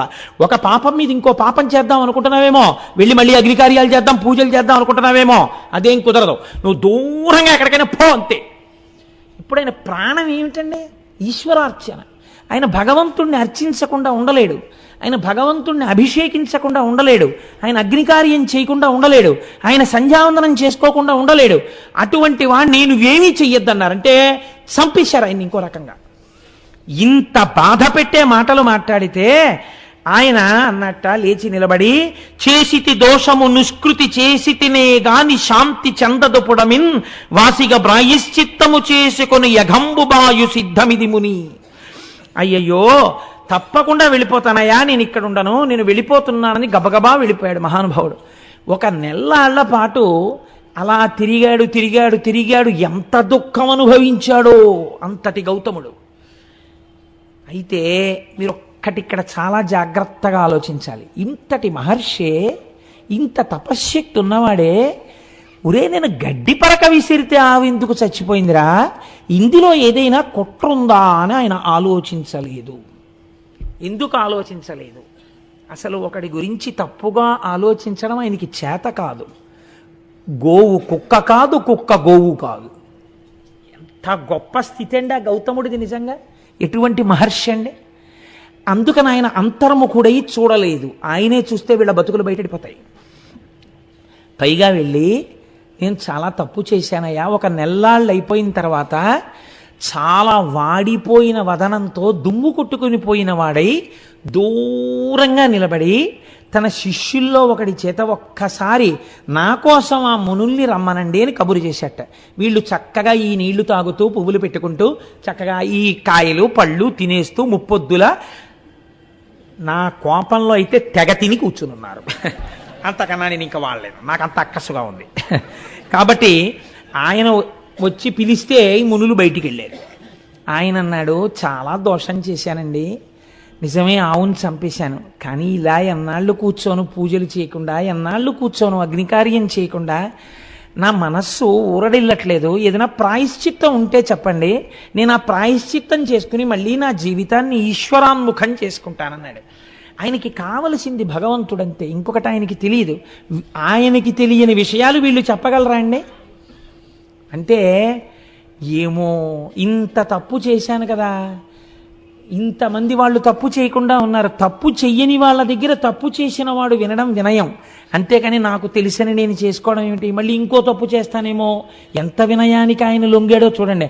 ఆయన ఇంకా ఇంకా మెట్లు దిగి వినయానికి ఎడుతున్నాడు, వీళ్ళు ఇంకా ఇంకా మెట్లెక్కి అహంకారానికి ఎడుతున్నారు. వీళ్ళన్నారు, అయితే చెప్తాం విను. ఇమ్మహి గోహత్యా పాపమ్మును బొనరించినట్టి వాడను నేనంచు మేదిన్ అంతయును ముమ్మారు ప్రదక్షిణంబులనరింపు మొదల్. ఈ భూమండలాన్నంతటినీ 3 మార్లు ప్రదక్షిణం చెయ్యి. చేసేటప్పుడు ఏం చేస్తావో తెలుసా? అడుగు తీసి అడుగేసినప్పుడల్లా ఒక గోవుని చంపినటువంటి మహాపాతకుణ్ణి నేనే అని చెప్తూ 3 మార్లు ప్రదక్షిణం చెయ్యి భూమికి. అప్పుడు ఆ ఆవుని చంపిన పాపం పోతుందంటే ఎంత కక్షో చూడండి వాళ్ళకి అని చెప్పారు. అటు మీద ఒక్క మాసము చాంద్రాయణ వ్రతం వనరింపుము. 3 మాటలు ఇలా ప్రదక్షిణం చేసి వచ్చాక ఏం చేస్తావో తెలుసా? చాంద్రాయణ వ్రతం చెయ్యి. చాంద్రాయణ వ్రతం అంటే ఏంటో తెలుసా అండి? ఇంకొక రకంగా చెప్పాలంటే నీకు ఒళ్ళు బలిసి ఆవును చంపేవని చెప్పడం. అంటే తినకూడనంత ఆహారం తినేస్తే కొవ్వెక్కిపోతే, మనస్సులో రజోగుణ తమోగుణ ప్రకోపం పెరిగిపోతే, సాత్వికమైన ఆహారం తినకపోతే దాని వల్ల వచ్చిన మదంతో ప్రవర్తించిన వాడు దోషం చేస్తాడు. దానికి చాంద్రాయణ వ్రతం చేయిస్తారు. చాంద్రాయణ వ్రతం అంటే శుక్లపక్షంలో ఒక్కొక్క తిథి పెరుగుతుంటే ఒక్కొక్క కబలం పెంచుకుంటారు, కృష్ణపక్షంలో ఒక్కొక్క తిథి తగ్గిపోతుంటే ఒక్కొక్క కబలం తగ్గించేసుకుంటారు. అమావాస్య నాడు అసలు అన్నం తినరు. అలా అన్నాన్ని పెంచుకుంటూ తగ్గించుకుంటూ చేసుకోవడం వల్ల ఒంటికి పట్టిన కొవ్వు తగ్గిపోతుంది. అంటే వేరొక మాటలో చెప్పాలంటే నీ ఒళ్ళు కొవ్వెక్కి చంపావురా, బాగా తిని ఆయన పెట్టినవాడు తిన్నవాడు కాడు. ఎంత లేసి మాటలు అన్నారో చూడండి ఆయన్ని నిజంగా. కాబట్టి నువ్వు ఇది చెయ్యి. అటు మీద ఒక్క మాసంబు చాంద్రాయణ వ్రతం వనరింపుము తదనంతరంబున. పోను అక్కడతో అయిపోయిందా? అప్పుడు ఏం చేస్తావో తెలుసా?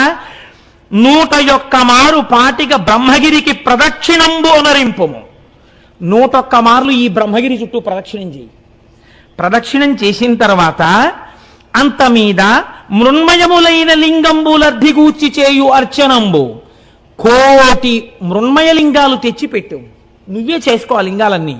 చేసుకుని 1,000,000 లింగాలు పెట్టి ఈ 1,000,000 లింగాలకి అర్చన చెయ్యి. చూడ్డానికి వస్తారు, ఏమిటి మహానుభావ ఈ క్రతువు అంటారు. మహానుభావుణ్ణి కాదు, ఆవును చంపానని చెప్తుండు, చెప్పి చెయ్యి అన్నారు. ఆయన తెల్లబోయాడు విని. ఇంత దారుణమైన శిక్ష, అయ్య బాబోయ్ అంటే అయితే అది కూడా చేయమన్నమాట అని ఇంకోటి ఏమంటారో అడిగినందుకు చూడండి ఎంత స్థితికి వెళ్ళారో వాళ్ళు. మొగుణ్ణి కొట్టి మొగసాలకు వెళ్ళడం అంటే ఇలాగే ఉంటుంది. కాబట్టి ఇట్లు చేసినచో అఘంబువాయు. ఇక మరి ఒక పద్ధతి వినుము. ఒకవేళ చేయలేవా మొహం అలా పెట్టమే, ఇంకో పద్ధతి చెప్తాం మీరు పునజ్జి అంటే అంతటి మహర్షిని పట్టుకుని ఇవాళ వాళ్ళు ప్రబోధన చేసేస్తున్నారు. ఎంత గొప్పగా మాట్లాడుతున్నారో చూడండి. దినదినమీశ్వరున్ కొలిచి దివ్య తపం వనరించి దేవ గంగను ఇట తెచ్చి తద్విమల కాండమునం అఘమర్షణావగాహనమును ఒనర్చినన్ దురితమంతయు డొల్లు శుభాప్తి కోరి ఇంకను శివలింగ కోటులను కల్పన చేసి భజింపు మాపయిన్. ఏం చేస్తావు తెలుసా? అలా చేయలేకపోతే వెళ్ళి కూర్చుని శంకరుడి గురించి తపస్సు చేయి. శంకరుడు ప్రత్యక్షమైన తర్వాత గంగ నిమ్మని అడుగు. పూర్వం వారణాసి దగ్గర ప్రవహిస్తోంది ఒక గంగ, ఇంకొక గంగని ఇటు తీసుకురా. భగీరథ ప్రయత్నం అంటారు. భగీరథుడు ఎంత కష్టపడవలసి వచ్చిందండి. ఈయన కర్మ ఈయనకి. వెళ్ళి ఆ గంగనిటి తీసుకురా, ఎక్కడా ఉన్ చంపావో అటువైపు నుంచి ప్రవహింపచేయి. చేసిన తర్వాత ఒక వ్రతం చేయి, అఘమర్షణ వ్రతం అనేటటువంటి వ్రతం. మళ్ళీ 1,000 లింగాలు పెట్టు, వాటికి అర్చన చేయి. ఇవన్నీ చేస్తే నీ పాపం పోతుంది అనుకుంటున్నాం, అలా చేయి, మొదలుపెట్టన్నారు. అంటే ఇక పోయేది మొదలెట్టాడంటే ఇంకా భగీరథుడిలా ఇక మళ్ళీ వస్తాడా? ఈ ఆశ్రమం మనది, ఈ పళ్ళు మనవి, ఈ కాయలు మనవి, ఈ కూరలు మనవి. ఇంకా మళ్ళీ భగీరథుడు తిరిగి రాకుండా ఉపదేశం చేశారు. ఆ పిచ్చి ఆయన, ఇదేమిట్రా, నేను చదువుకున్నాను కదా, ఇవన్నీ ఎందులో ఉన్నాయిరా, ఏ పురాణంలో ఉన్నాయి, ఏ ఆ ధర్మసింధువులో ఉన్నాయి, ఓసారి ఆ పేజీ నెంబర్లు చెప్పండి అని అడగచ్చు కదా. నా బుద్ధి ఇలా వక్రించేగా అవును చంపాను, పెద్దలు చెప్పిన మాట విందాం అనుకున్నాడు ఆయన. కాబట్టి ఆయన ఏం చేశాడంటే, శరీరంతో తిరిగితే ఏమొచ్చింది? పాపాత్ముండి పాపాత్ముండి పాపాత్ముండి అంటే పాపం పోతుందా? ఈశ్వరుడు యొక్క అనుగ్రహంతో పాపం పోవాలి. అందుకని ఈశ్వరానుగ్రహానికి నోచుకుంటానన్నాడు అని ఆయన వెళ్ళి అద్భుతమైనటువంటి తపస్సు ప్రారంభం చేశాడు. ఒక పార్థివలింగాన్ని ఒక దాన్ని చేసుకుని ఆ లింగం దగ్గర కూర్చుని పంచాక్షరీ మహామంత్రంతో తదేక నిష్ఠతో శివుణ్ణి ఆరాధన చేశాడు.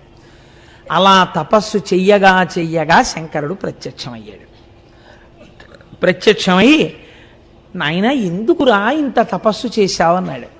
అనగానే కన్నుల నీరు కారుస్తూ గౌతముడు అన్నాడు, ఈశ్వరా, మీకు తెలియందేముంటుంది, నేను ఎంత పాపం చేశానండి, ఒక ఆవుని చంపేశాను. నేను చేసిన గోహత్యా పాపాన్ని నా నుంచి తీసి నేను పాపాత్ముడను కానన్న స్థితిని నాకు కల్పించండి అన్నాడు.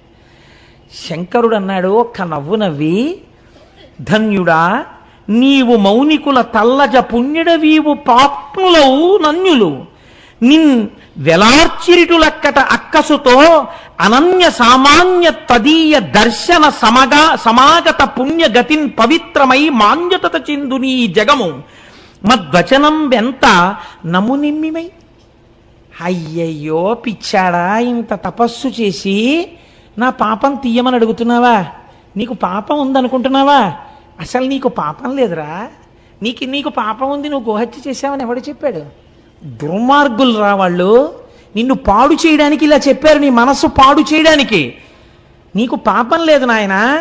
జగత్తులో ఎవడైనా గౌతమ మహర్షి అన్న పేరు పలికినా, గౌతమ మహర్షిని చూసినా వాడి పాపాలు పోతాయిరా. అంతటి పుణ్యాత్ముడవు నువ్వు. నిన్ను చూడ్డానికి నేనొచ్చాను నాయన, నాకు పాపం ఉంది తీయమంటావేమిటి? వారలే గోఘ్నపాతకులు, వారే కృతఘ్నులు, గురుఘ్నపాంసనులు, వారలే ధర్మబాహిరులు, వారలే కుచ్చిత గర్హ్య కర్మఠులు, వారలే ఘాతకగ్రణులు, వారలే నృశంసులు, వారే జాల్ములెవ్వారులు నిన్ను పుణ్యునిటు వంచన చేసి కలంచిరోమదిన్.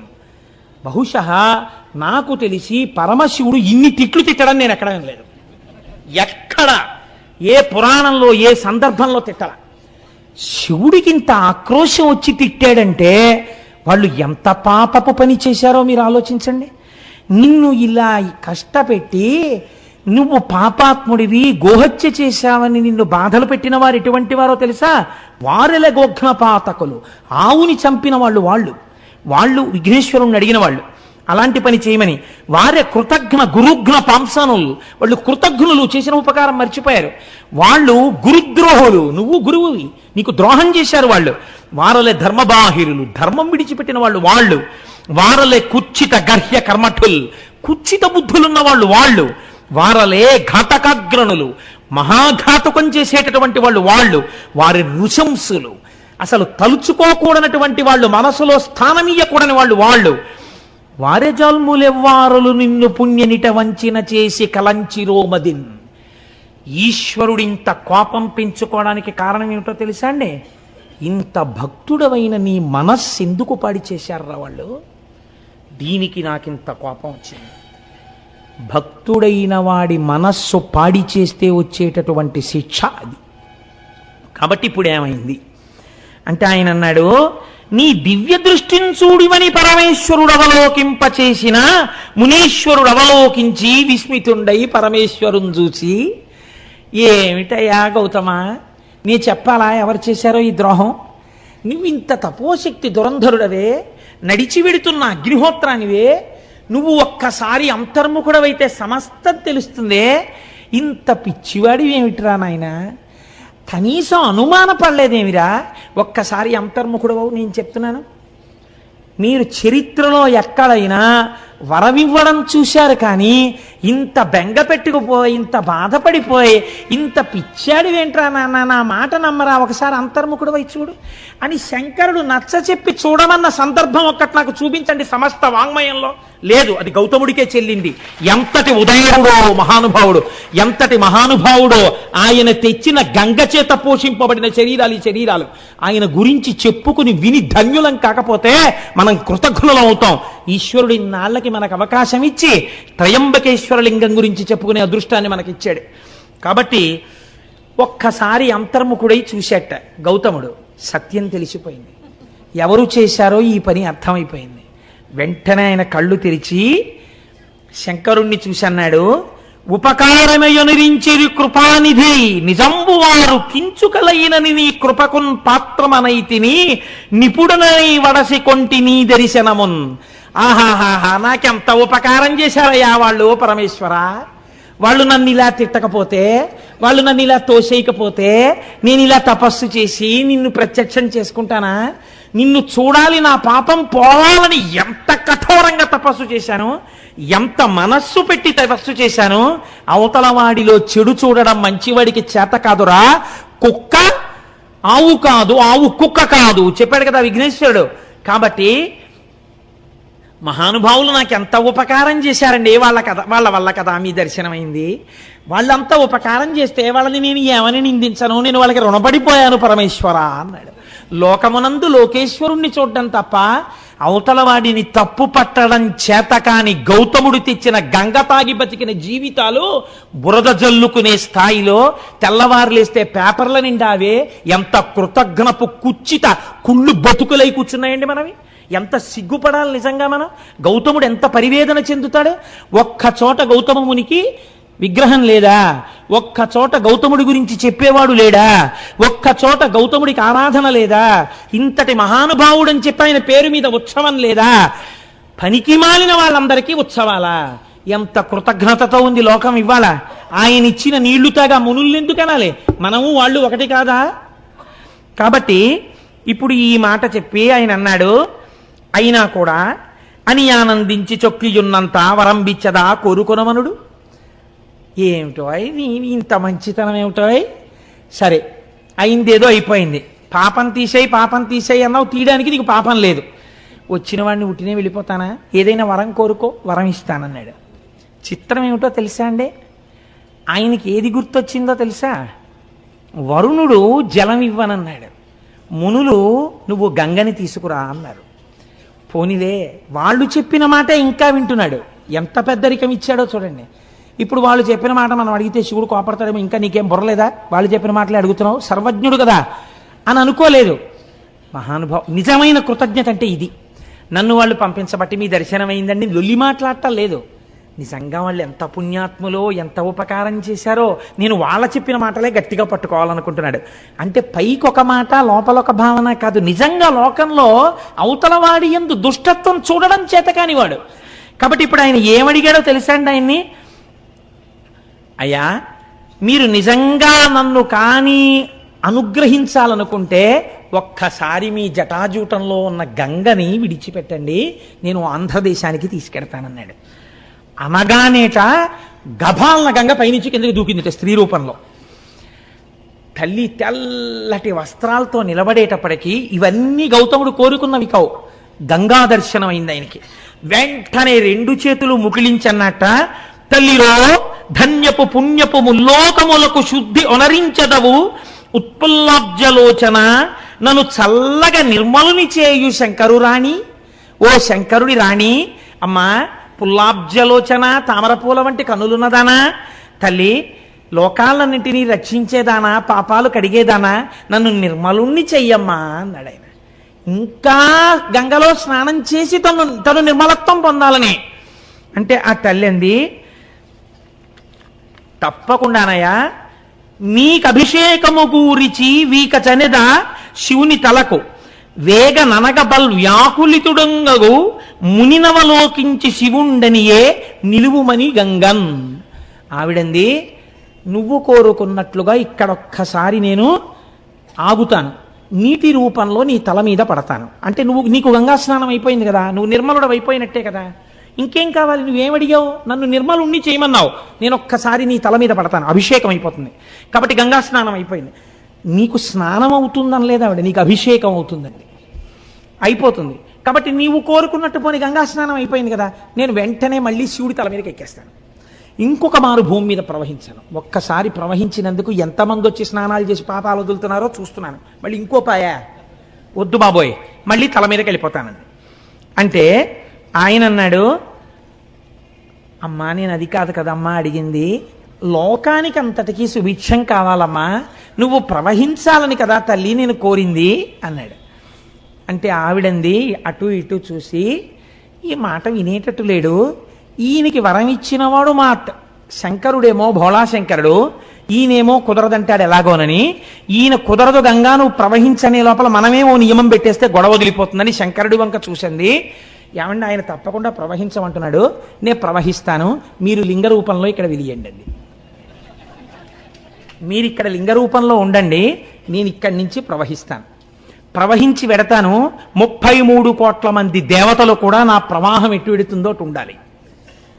అంటే ఆయన అన్నాడు, తప్పకుండా అలాగే ఉంటాను గంగా అన్నాడు.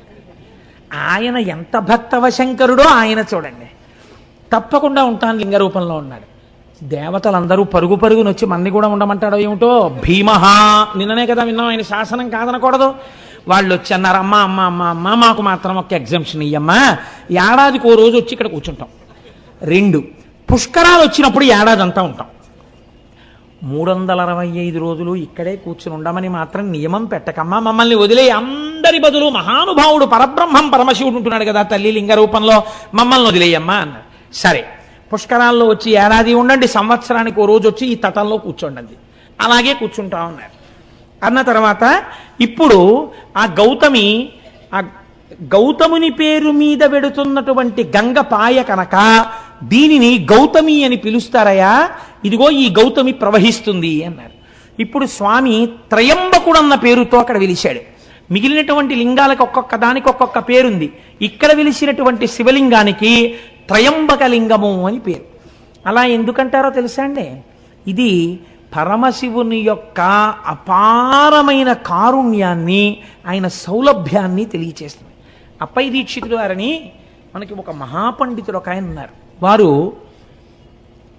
ఎంతగా శివోపాసన చేశారో అటువంటి వారికి ఒకానొకప్పుడు ఒక ఆలోచన వచ్చింది, అసలు నిజంగా నా మనస్సు శివుణ్ణి పట్టుకున్నది నిజమైతే ఎలా తెలియాలి? నిద్రపోతున్నప్పుడు కూడా శివుణ్ణే తలుచుకుంటూ ఉండాలి, కానీ నిద్రపోతున్నప్పుడు నేను అలా తలుచుకున్నానో లేదో నాకు తెలియదే.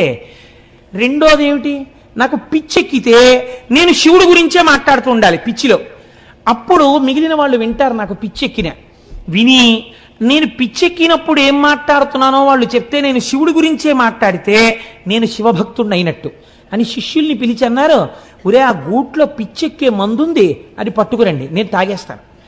నాకు ఒక 2 గంటల పాటు ఆ పిచ్చిలో నన్ను ఉండనివ్వండి, నేను పిచ్చిలో ఉన్నప్పుడు ఏం మాట్లాడుతుంటానో మీరు రాయండి జాగ్రత్తగా కిటికీ దగ్గర కూర్చుని. ఓ 2 గంటలు అయిపోయిన తర్వాత లోపలికి రండి, ఇదిగో అటువైపు కిటికీలో ఇంకో మందు ఉంది, అది పోసేయండి నా నోట్లో, నా పిచ్చి తగ్గిపోతుంది. తగ్గిపోయిన తర్వాత నేను పిచ్చిలో ఏం మాట్లాడానో నాకు చూపించండి రా అన్నారు. దీన్నే పిచ్చెక్కినప్పుడు అప్పై దీక్షితుల వారు చేసినటువంటి స్తోత్రాల్ని ఉన్మత్త పంచశతి అని పిలుస్తారు. ఆయన పిచ్చిలో మాట్లాడారు. ఆయన పిచ్చిలో పరమశివుడి గురించి ఏమని మాట్లాడారో తెలుసా అండి? ఒక శ్లోకం ఉన్మత్త పంచశతిలో, అర్కద్రోణ ప్రభృతి కుసుమైరర్చనం తే విధేయం ప్రాప్యంతే నస్మరహర ఫలం మోక్ష సామ్రాజ్యలక్ష్మీ ఏతజ్జానన్నపి శివ శివ వ్యర్థయన్ కాలమాత్మన్ ఆత్మద్రోహీకరణ వివశో భూయ సాధపతాని. ఆ ఉన్మత్త పంచశతిలోంచి ఒక శ్లోకం ఇది. ఆయన అన్నారు, ఈశ్వర, ప్రపంచంలో ఎవడైనా చాలా గొప్ప కోరిక తీర్చాలి అని అనుకుంటే దానికి తగిన పూజ అడుగుతాడు. నువ్వేమడిగావు? జిల్లేడు పువ్వులతో పూజ అడిగావు. ఎవరైనా జిల్లేడు పువ్వులు కోసుకుంటుంటే మీరు ఎందుకండి జిల్లేడు పువ్వులు కోసేస్తున్నారని ఎవరు అడగరు. ఆ పనికి మాలిన అన్ని ప్రదేశాల్లోనూ జిల్లేడు ఉంటుంది కాబట్టి లోకమంతా విడిచిపెట్టేసినటువంటి చెట్టు యొక్క పూలు నీకు కావాలి. రెండోది ద్రోణి, అర్క, ద్రోణ పుష్పం అంటే తుమ్మి పువ్వు. రెండోది నీకు తుమ్మి పువ్వు కావాలి. ఈ రెండు ఎవ్వరూ అడగరు, ఎవ్వరూ కొయ్యరు, ఎవరూ దండలు కట్టరు, ఎవరూ సిగలో పెట్టుకోరు. అది ఇంతంత బంతుల్లో ఉంటుంది. ఆ బంతుల్లోంచి ఇంతంత పువ్వు బయటికి వస్తుంది, ఇంతే ఉంటుంది. శ్రీకాళహస్తిలో బయట అమ్ముతుంటారు ఈ తుమ్మి పూలు. కాబట్టి నీకు ఈ తుమ్మి పూలు వేస్తే చాలు, ఈ జిల్లేడు పూలు వేస్తే చాలు. ప్రపంచంలో ఎవ్వరూ కోరుకోనివి, ఒకవేళ ఎవరైనా వచ్చి కోసుకుంటున్నా అదేంటబ్బాయి అలా కోసేస్తున్నావు అని అననివి, ఇంత చౌకుబారుగా దొరికేవి ఈ రెండింటినీ నువ్వు పుచ్చుకుని ప్రాప్యంతే నస్మరహర ఫలం మోక్ష సామ్రాజ్యలక్ష్మీ. ఏమిస్తావు? ఓ రూపాయో పావలో ఇవ్వడం కాదు, ఒక్క తుమ్మి పువ్వు వేస్తే, ఒక్క జిల్లేడు పువ్వు వేస్తే మోక్షం ఇచ్చేస్తావు. మోక్ష సామ్రాజ్యలక్ష్మీ ఏతజ్జానన్నపి శివ శివ వ్యర్థయన్ కాలమాత్మన్. ఇంత అనుగ్రహప్రదాతవై నువ్వుంటే ఒక్క జిల్లేడు పువ్వు, ఒక్క తుమ్మి పువ్వు తెచ్చి నీ పాదాల మీదేసి శివా శివా అని నేను అనను. నేనేం చేస్తుంటాను? మిగిలిన పనికిమాలిన పనులన్నీ చేస్తుంటాను. ఈ రెండు పనులు చేసినట్టుగా నాకు కనపడదు. శివ శివానను, ఈ రెండు పువ్వులతో నీకు పూజ చెయ్యను. ఆత్మద్రోహీకరణ వివశో భూయసాధపతాని. నా అంత ఆత్మద్రోహి ఇంకెక్కడుంటాడు? ఇంత సులభుడు నువ్వు, ఆ పని కూడా చెయ్యలేని ఆత్మద్రోహిని నాకు నేను ద్రోహం చేసుకుంటున్నాను పూజ చెయ్యకుండా అని మహానుభావుడు అప్పయ్య దీక్షితుల వారు ఉన్మత్త పంచశతిలో మాట్లాడతారు. పిచ్చి తగ్గిపోయిన తర్వాత శిష్యుల శ్లోకాలు చదివితే పర్వాలేదైతే నా మనస్సు శివుణ్ణి పట్టుకుందన్నారు ఆయన.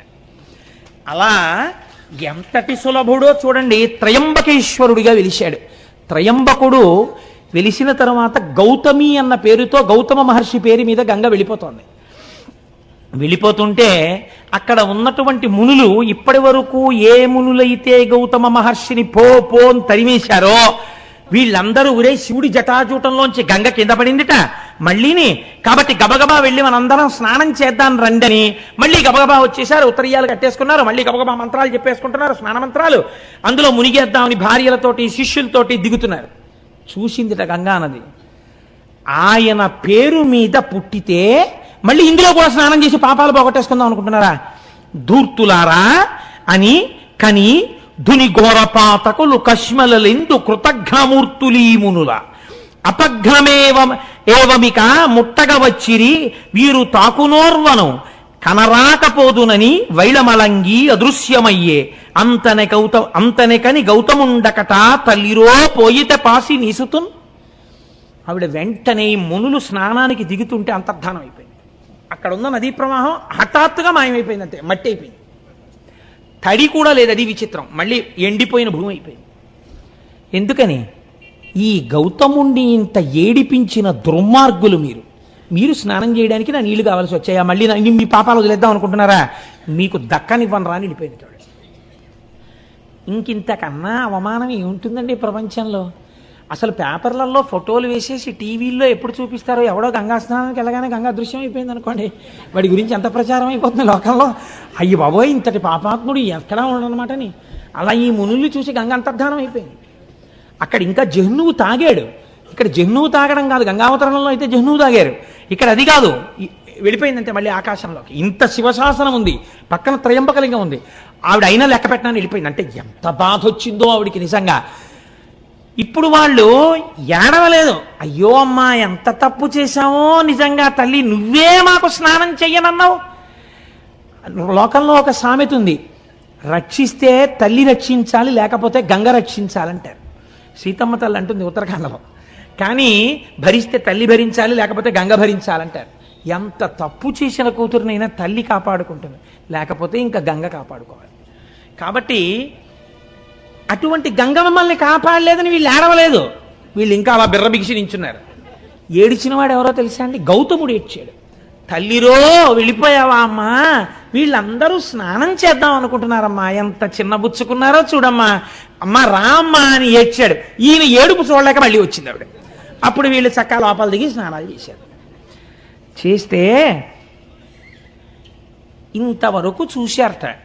కొన్ని చోట్ల గౌతముడు శపించాడని ఉంటుంది.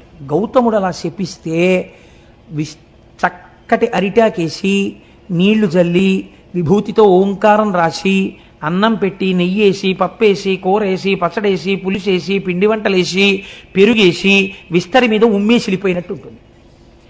ఇంతగా లోకాన్ని ఆరాధించగలిగినటువంటి గౌతముడు ఇప్పుడు ఈ మునుల్ని ఎందుకు శపిస్తాడండి?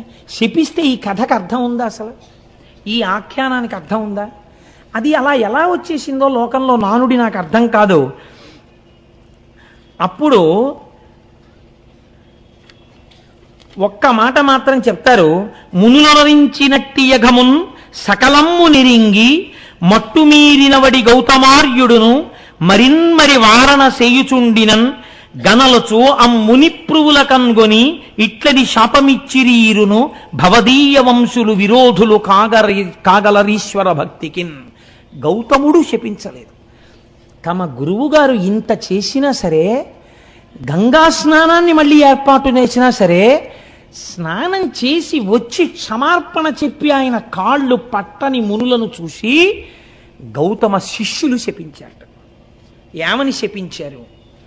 మీకు శివభక్తి లేకుండుగాక అని శపించారు. మీకు నేను నిన్నటి రోజున ఒక మాట చెప్పా. ప్రపంచంలో ఐశ్వర్యమును పాడు చెయ్యడానికి గొప్ప శాపం ఏమిటో తెలుసా అండి? నీ ఇంట జిల్లేడు మొక్క పుట్ట. జిల్లేడు మొక్కలు ఇంట్లో పుట్టాయంటే ఆ ఇల్లు ఇంకా నివాసయోగ్యం కాకుండా పాడుపడిపోవడానికి సిద్ధపడిపోతుందని. నీ ఇంట జిల్లేడు మొక్క పుట్ట అంటే భయంకరమైన శాపం భౌతికమైన ఐశ్వర్యానికి. నీకు శివభక్తి లేకుండుగాక అంటే అంతటి దయాళువైనటువంటి శివుడి మీద భక్తి లేనటువంటి స్థితి ఏర్పడడం అంటే ఇంకా అది మనుష్య జన్మ ఎత్తి కూడా ఉద్ధరణ వేపికి అడుగులు వేయలేనటువంటి వైక్లభ్యానికి గురైపోవడం. కాబట్టి ఆత్మోన్నతిని పాడు చెయ్యాలంటే నీకు శివభక్తి కలగకుండుగాక అని శపిస్తారు. భౌతికమైన ఐశ్వర్యాన్ని పాడు చేయాలనుకుంటే నీ ఇంట జిల్లేడు మొక్క పుట్ట అని శపిస్తారు. కాబట్టి ఇప్పుడు గౌతమ శిష్యులు ఏమని శపించారంటే మీకు శివభక్తి కలగకుండుగాక అని శపించారు. వాళ్ళ నాటి నుంచి జడులై తమ జీవితాల్ని పాడు చేసుకుని తిరిగారు. ఆనాడు వెలిసినటువంటి త్రయంబకలింగమే మనం ఈనాడు వెడితే మహారాష్ట్రలో త్రయంబకేశ్వరుడు అని త్రయంబకం గౌతమీ తటే అని ఆ గౌతమీ తటి ఒడ్డునే మనం చూస్తున్నాం. కానీ మీరు ఒక్కటి ఆలోచించండి. నేను మిమ్మల్ని ఒక యథార్థమైన ప్రశ్న వేస్తాను. నిజంగా మనం త్రయంబకేశ్వరుడి గుడిలోకి వెళ్ళినా, గోదావరి ఒడ్డున నించున్నా, ఇంత కష్టపడి ప్రయాణం చేసి కాటేసి తీసుకుని స్నానం చేసి గుళ్ళోకి వెళ్ళి పెద్ద క్యూలో నించుని తీరా అక్కడికి వెళ్ళేటప్పటికి జరుగని ఏదో దర్శనం చేసుకుని సంతోషంతో బయటికి వచ్చి గోదావరి ఒడ్డున నించున్నా, మీరు గౌతముడి గురించి ఇంత ప్రశాంతంగా ఇంత ఆనందంగా మీ మనస్సులు నిలబడతాయా? నిలబడవు. నిజంగా అసలు త్రయంబక దర్శనం అంటే ఏమిటో తెలుసా అండి? ఇప్పుడిక్కడ ఈ సభలో మీరు చేసిన దర్శనమే మీరు గౌతమీ తటి యందు త్రయంబక దర్శనం చేశారు. ఇప్పుడు నిజంగా మహామునిని మీరు శ్లాఘించినట్టు మనస్సుతో దీని వలన ఈశ్వరానుగ్రహానికి మీరు లోనవుతారు. ఇప్పుడు ఏమైంది? ఆయన త్రయంబకుడు అంటే 3 కన్నులున్నవాడు. 3 కన్నులున్నవాడు సమస్త దేవతా స్వరూపముల యందు